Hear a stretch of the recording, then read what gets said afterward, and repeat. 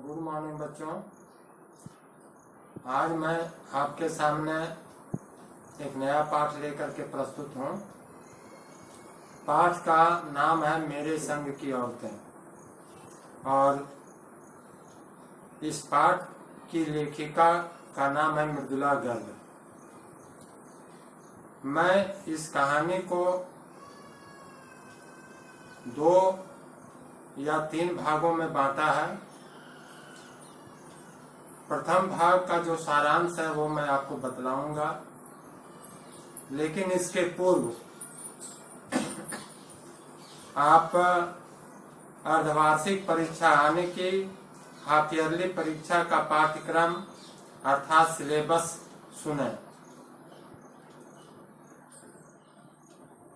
क्षितिज में 2 बैलों की कथा, लहासा की ओर, कैदी और कोकिला, संत कबीरदास के शब्द का पहला, रसखान का सवैया, कृतिका में रीढ़ की हड्डी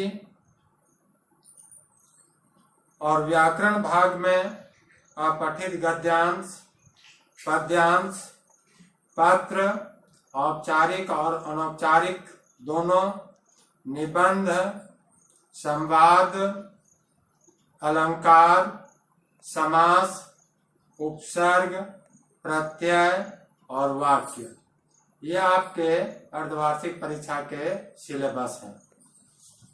बच्चों, मेरे संग की औरतें पाठ में मृदुला गर्ग ने अपनी यादाश्त को प्रस्तुत किया है। यह संस्मरण कहानी है। लेखिका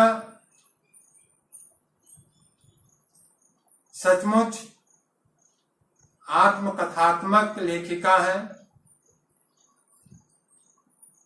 बहुत प्रसिद्ध लेखिका है और अपना परिजनों के प्रेरक प्रसंगों को इन्होंने स्पष्ट किया है। तो निबंध का सारांश पहले भाग में इस प्रकार है कि लेखिका की स्वतंत्र प्रिय नानी कैसी थी, यानी कि इनकी नानी स्वतंत्र विचारधारा की थी। लेखिका बताती हैं कि नानी लेखिका के जन्म के पहले ही मर गई थी, इसलिए लेखिका उनमें कहानियां नहीं सुन सकी। कहने का अर्थ उनसे किसी भी प्रकार की कहानी नहीं प्राप्त कर सके। शायद इसी कारण लेखिका लोगों के लिए कहानियां लिखती हैं, परंतु उसकी नानी की कहानी भी रहस्यमयी है। वह जीवन भर अनपढ़ और पर्दानशी रही। उनकी शादी विलायती रंग में रंगे व्यक्ति से हुई। जब उसके पति कैम्ब्रिज विश्वविद्यालय से बैरिस्ट्री पढ़कर आए और विलायती रहन सहन में रहने लगे, तब भी नानी अपने अनुसार ही जीवन जीती थी, अर्थात व्यतीत करती थी। उन्होंने पति के जीवन शैली का कभी विरोध नहीं किया, परंतु जब उन्हें अपनी मौत नजदीक आने लगी तो उन्होंने पति से कहकर प्रसिद्ध क्रांतिकारी प्यारेलाल शर्मा को अपने घर बुलाया। इस इच्छा से घर के सब लोग हक्के बक्के रह गए। नानी ने प्यारेलाल शर्मा को कहा कि उसकी लड़की के लिए होने वाला वर कोई क्रांतिकारी हो, अंग्रेज साहबों का फरमाबरदार न हो।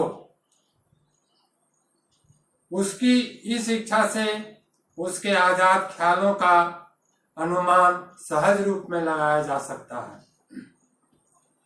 उनके लिए क्रांतिकारियों की तरह यदा कदा होकर के जीना किसी दूसरे की तरह जीने से कहीं बेहतर था। लेखिका की माता का वैवाहिक जीवन कैसा था, यह हम सुने। लेखिका की माता की शादी एक पढ़े लिखे होनहार युवक से हुई। उसे आजादी के आंदोलन में भाग लेने के कारण ICS की परीक्षा में बैठने से रोक दिया गया था। उसके पास पुश्तैनी धन भी नहीं था। इस प्रकार लेखिका की माता को मजबूर होकर अपनी माँ और गांधी जी के ख्यालों को अपनाना पड़ा। वे शरीर से इतनी दुबली थी कि उनके लिए खादी की साड़ी को संभालना दुभर हो जाता था। उनकी सास उनकी दुर्बलता पर कभी कभी मजाक किया करती थी। लेखिका की माँ का अपनी ससुराल में पूरा रोब-दाब था। उनके दो प्रमुख कारण थे कि ससुराल वाले भी अन्य भारतीयों की तरह अंग्रेजों के तरह प्रभावित थे। भले उनका लड़का खाली जेब क्रांति करता रहे, किंतु घर में दबदबा अंग्रेज भक्त ससुर का चलता था। दूसरी बात, लेखिका की माँ की शख्सियत बहुत प्रभावी थी। वे सुंदर, नाजुक, ईमानदार, निष्पक्ष तथा दुनियादारी थी। इसलिए कोई उन्हें घर के सामान्य काम काज भी करने को नहीं कहता था। उनकी तो सलाह भर ली जाती थी, जिसे पत्थर की लकीर की तरह मान लिया जाता था। उनकी सास ही नहीं, जेठानियां और स्वयं पति भी उनकी घर गृहस्थी का काम खुद संभाल लेते थे। तो बच्चों, ये प्रथम भाग को मैंने प्रस्तुत किया है 2 संकेत बिंदुओं के आधार पर। आगामी संकेत बिंदुओं के साथ मैं कक्षा में उपस्थित रहूंगा। तब तक के लिए आपको धन्यवाद।